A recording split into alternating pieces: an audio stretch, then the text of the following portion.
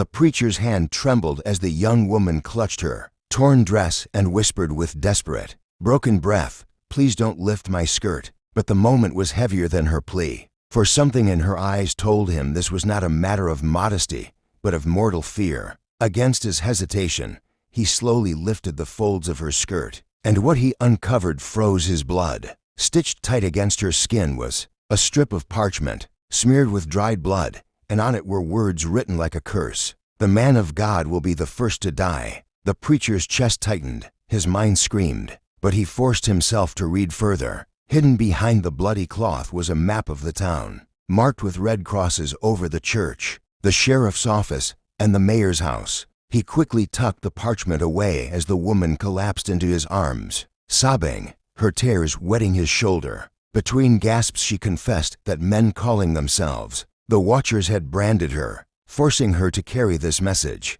warning that if she failed, her family would be slaughtered. The preacher's faith wavered as he looked at her fragile form, realizing she was not a sinner but a vessel of terror. Outside, the night grew restless. He heard faint hoofbeats, saw shadows slipping past the barn, and knew that the enemy was already near. He carried her to the safety of his parsonage, laid her down on the wooden cot, and fell to his knees in prayer, though his words trembled more from fear than from faith. As dawn's first light cracked through the shutters, she awoke with a cry, gripping his wrist with surprising strength, and whispered, "They are here." He peered outside to see cloaked riders circling like vultures, and in that moment he understood. His life, his church, and his people were all balanced on the edge of this secret. He pressed the parchment inside his Bible, kissed its cover, and prepared himself for the trial that was about to begin. The knock at the parsonage door was thunderous, shaking the walls, and the preacher knew the Watchers had come to claim him. He stood tall, Bible clutched to his chest,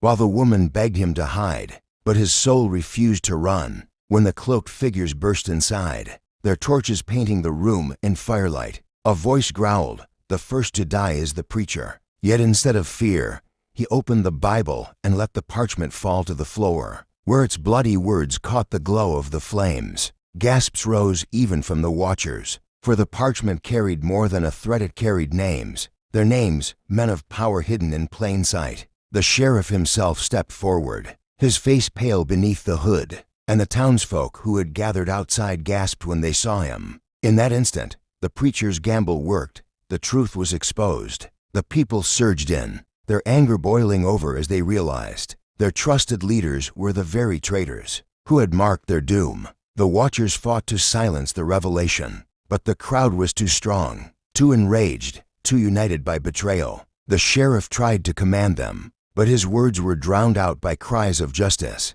In the chaos, the preacher shielded the young woman, declaring to all that her suffering had been the burden of truth, and now that truth belonged to them. The conspirators were dragged into the street, bound in chains, their masks stripped away for the world to see. As dawn broke fully, the preacher led the people to burn the cursed parchment in front of the church, its words curling into smoke that vanished in the rising light. The woman wept with relief, finally freed from the nightmare she had been forced to carry, while the preacher raised his voice, declaring that evil survives only in silence, but courage brings it into the light. The town echoed with cheers as the flames died, and though his heart still carried the scar of fear, the preacher knew he had been spared to remind his people that faith is not only in God, but in the power of truth. He looked once more at the sky, whispering that darkness had been defeated this night, and turned to the people with a final call. Let this story be told so the world remembers.